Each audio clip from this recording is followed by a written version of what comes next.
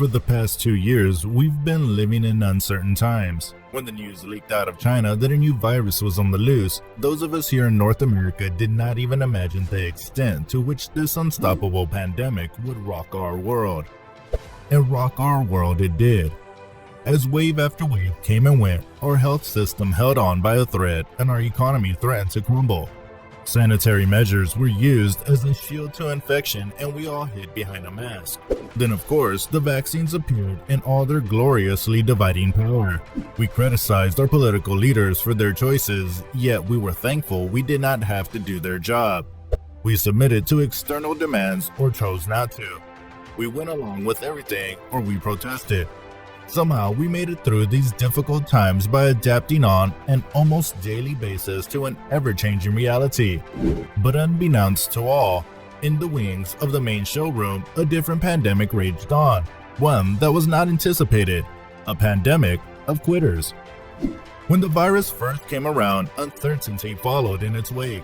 Job precarity showed its hungry fangs even in places where it was scarcely encountered before.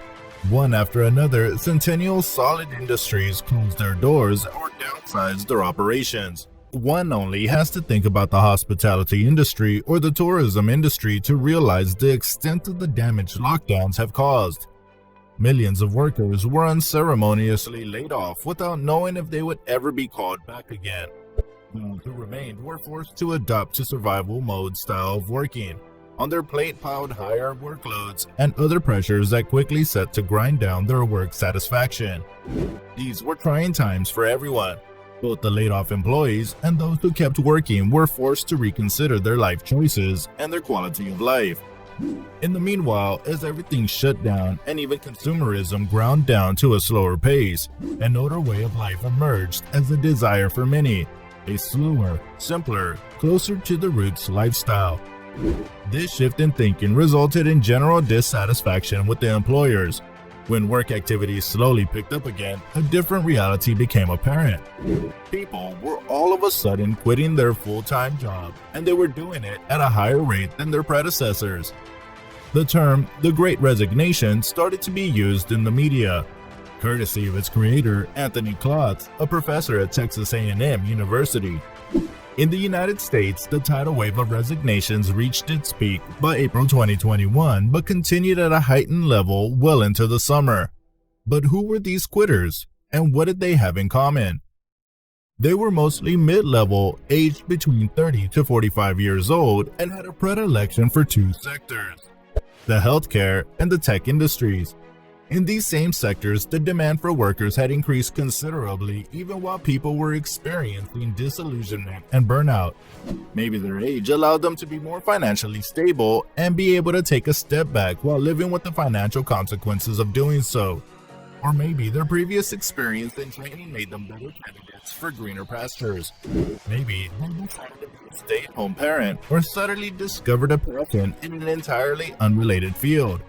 Or maybe they took the opportunity to cut down on the cost of living and lead a simpler life.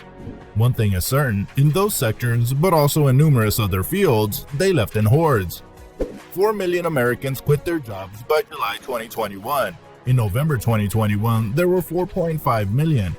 These staggering numbers came straight from the U.S. Bureau of Labor Statistics, and they were enough to drive fear into the workplace's heart. Why this happened, when it happened, is quite simple to understand. The pandemic gave people time and a reason to take a step back and take a good hard look at their lives. Whether this happened because people found themselves unemployed without notice or because their workload doubled does not matter. The important thing is that it did. At the core of the matter was an empowering desire to attain a better work-life balance. This prompted many to resign and seek better conditions. This was one of the effects of the pandemic that could not have been predicted.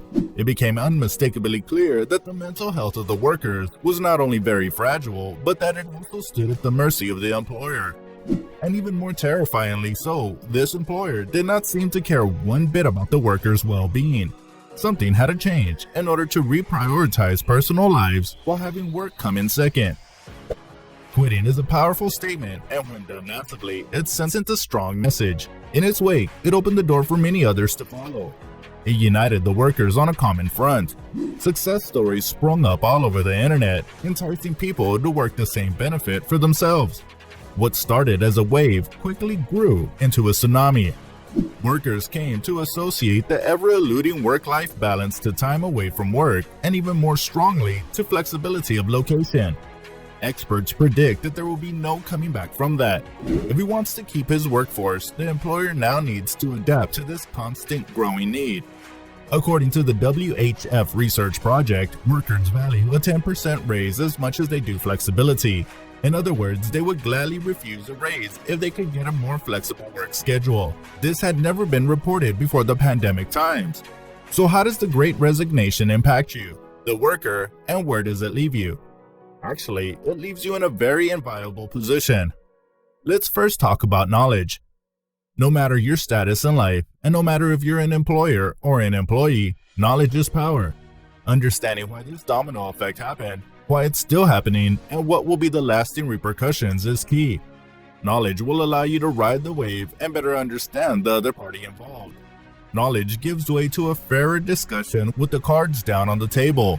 Knowledge is your best friend. And what about leverage? Now that's an interesting word. As a worker, you need to have your own interests at heart. No one will come to pat you on the shoulder and tell you that you deserve a break. Now, this does not necessarily mean that you need to quit or make a drastic decision based on what other people did. Instead, just allow yourself to be inspired by other people's approaches to life. Take this time to reflect on your values and assess where you stand, but also where you'd rather be standing. Look around you and see what others in your position are doing. Discuss with colleagues, family, and relations. It will for sure give you some ideas and contribute to your general well-being. Maybe you are looking to enter or to re-enter the workforce. This timing is perfect because there are now unexpected vacancies. Everyone is scrambling to find work. Since the employer has already been made acutely aware of what needs to change, chances are they will strongly consider implementing better work conditions. Their retaining programs will be sharp and up to date. Better wages will be involved, bigger bonuses, better benefits, a more lenient schedule. This in turn brings more control over your own life and maybe even promotions that would have been unattainable beforehand. What about that elusive work-life balance? No matter your definition of it, you now find yourself in a very interesting negotiating position. Remote working has become the new norm, and this has its own advantages. Gone is the morning rush hour and the time spent in traffic, the gas required to fill up the car's tank. This allows for more free time and more money in your pocket. Companies that would have been unreachable beforehand because of physical distance suddenly became available as they opened their doors to remote workers. Not interested in remote work, or it's impossible to do so in your line of work? Some employers will be quite happy to have you back in office. But in the era of remote working, and while knowing what is at stake, they might want to make sure that the benefits they offer make up for it. As has been publicly stated, nowadays it becomes mandatory for the company to look into their workers' overall well-being. And what if you were looking to quit your old unsatisfactory workplace and look for something else? If you have a bit of experience under your belt and some time to look around, many companies will fight to get your attention. This tidal wave has contributed to creating more interesting opportunities for everyone. All in all, this event should be seen as an opportunity for some self-growth. The Great Resignation taught the employers that they are not irreplaceable and that they do not hold the ultimate power over their workers' lives. It also reminded the workforce that no one has their best interests at heart as closely as themselves, and that they're the makers of their own destiny. Whether or not you benefit from this incredible shift is now up to you. Just being aware of how the workforce is changing is already a big benefit. But if you can manage to turn it to your advantage and lead a happier life, it'll be even more impressive. The world is your oyster. If you enjoyed the content of this video, please like and subscribe.